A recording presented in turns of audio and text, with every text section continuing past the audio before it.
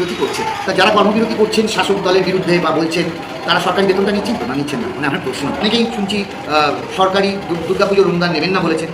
সেটা তাদের ব্যক্তিগত মতামত, ব্যক্তিগত সিদ্ধান্ত। ভালো বোনাস টোনাস যে হয় তো সরকারি, সেটা নেবেন তো না নেবেন না?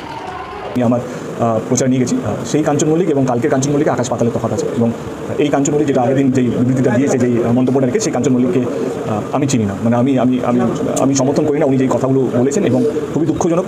এবং আমারই কালিক এবং আমারই দলের একজন এমএলএ।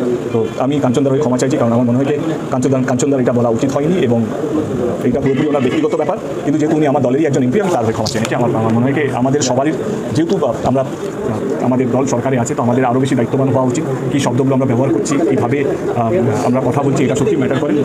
দেখো, আমি কাউকে আটকাতে পারবো না, কিন্তু আমি এটুকু বলবো যে আমি আমার পরিবার চাই যে আমরা সবাই যেন যেই ন্যায়টা বা যে জাস্টিসটার জন্য ওয়েট করছি।